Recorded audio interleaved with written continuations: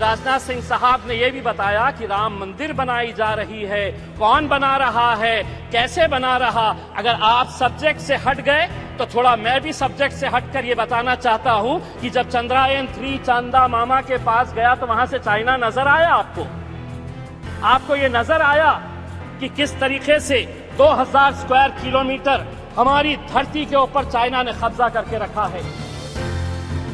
चंद्रयान-3 जब चांद पर लैंड हुआ तो सारी दुनिया में हमारी दखल ली गई और पूरे देश में बड़े गर्व का एक माहौल था, खुशी का माहौल था। पूरी दुनिया हमें इस नजरिए से देखा करती थी कि ये वो देश है जिसकी पहचान इलिटरेसी के लिए की जाती थी। ये वो देश है कि जहां पर सड़कों के ऊपर गाड़ियां कम और जानवर ज्यादा घुमा करते थे। ये वो देश था कि जहां पर फीमेल इन्फेंटिसाइड के नाम के ऊपर हम बच्चियों को पेट के अंदर ही खत्म कर देते थे। ये वो देश था जहां बेरोजगारी हमारा मुकद्दर थी। लेकिन आज ये देश बदल गया है और आज पूरी दुनिया इस देश को झुककर सलाम कर रही है। लेकिन अगर कोई ये समझ रहा है कि ये देश इसलिए बदला कि हम राजनीतिक पार्टी के नेताओं ने या कुछ राजनीतिक पार्टी के मंत्रियों और प्रधानमंत्रियों ने इसको बदला है, तो बहुत बड़ी गलतफहमी का हम शिकार है। ये देश अगर बदला है तो युवा शक्ति की वजह से बदला है। ये देश अगर बदला है तो हमारे किसानों की वजह से बदला है। ये देश अगर बदला है तो हमारी महिलाओं की वजह से बदला है, हमारे वैज्ञानिकों की वजह से बदला है। और आज अध्यक्ष महोदय, हम सब बहुत सारे सदस्य ऐसे हैं जिन्हें याद होगा कि एस्ट्रोनॉट राकेश शर्मा जब स्पेस के अंदर गया और उससे पूछा गया था कि वहां से भारत देश कैसा दिखता है, तो उसने कहा था कि सारे जहां से अच्छा हिंदुस्तान हमारा। अध्यक्ष महोदय, अगर इस स्पेस प्रोग्राम को हमें आगे बढ़ाना है तो हमें कहीं ना कहीं से इसे और फंडिंग देने की जरूरत है। लेकिन आज इंडियन स्पेस रिसर्च ऑर्गेनाइजेशन की फंडिंग अगर हम देखते हैं तो क्या वजह है कि 2022 के फाइनेंशियल ईयर के अंदर 13,700 करोड़ रुपए का बजट घटाकर 12,553 करोड़ रुपए कर दिया गया था। अगर जीडीपी का परसेंटेज के हिसाब से अगर हम देखें तो भारत जो है वो research and development space program के अंदर बहुत कम पैसा खर्चा करता है, सिर्फ 0.65% ऑफ जीडीपी, जबकि यूएस 2.9% करता है, चाइना 2.2% करता है और इजराइल 4.9% करता है। अध्यक्ष महोदय, आज सुबह में जब आदरणीय मंत्री राजनाथ सिंह साहब को सुन रहा था तो उन्होंने बहुत सारे मुद्दों को टच किया। मैंने दोबारा सब्जेक्ट पढ़ा कि यह सब्जेक्ट है क्या, तो पता चला कि चंद्रयान-3 और स्पेस के अंदर हमारी उपलब्धियां।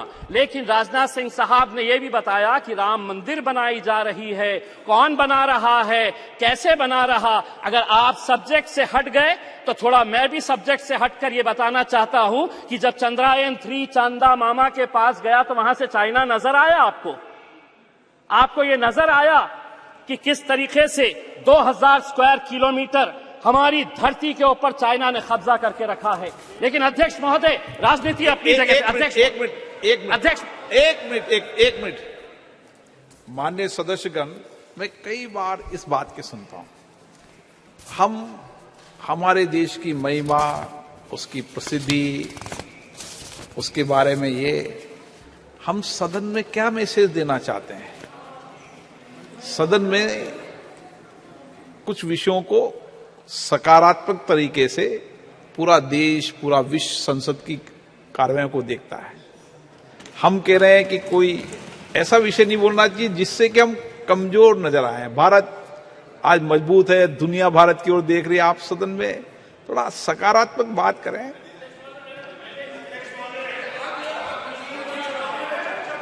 हाँ, वो विषय अलग है, वो विषय है।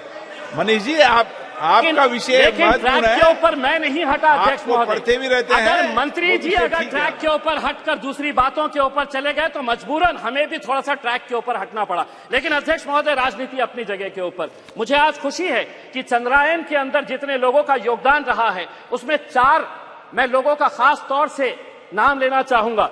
यकीनन जो हमारे साइंटिस्ट हैं, इस प्रोजेक्ट के डायरेक्टर है सोमनाथ, इसरो के chairperson, mission director S Mohan Kumar, project director Veera Muthuvel, इनके साथ जितनी भी टीम लेकिन अध्यक्ष महोदय, इसी दिल्ली के जामिया मिलिया इस्लामिया के 2 लड़के भी थे उसी टीम के अंदर जिन्होंने चंद्रयान को वहां तक पहुंचाने का काम किया, मोहम्मद काशिफ और अरीब अहमद। आसाम के एक लड़का और एक लड़की थी। आपने रिजर्वेशन नहीं दिया मुसलमानों को, महिला रिजर्वेशन के अंदर मुसलमानों का, लेकिन एक बच्ची इसरो के अंदर भी है जो आसाम से आती है, यास्मीन नाजनीन और बहरुल इस्लाम। तो हमें खुशी इस बात की है अध्यक्ष महोदय, हमें आज भी वो तस्वीर याद आती है कि जो 2019 के अंदर जब ये चंद्रयान 2 का मिशन फेल हुआ तो हम देख रहे थे कि कैसे वो साइंटिस्ट की आंखों के अंदर आंसू थे।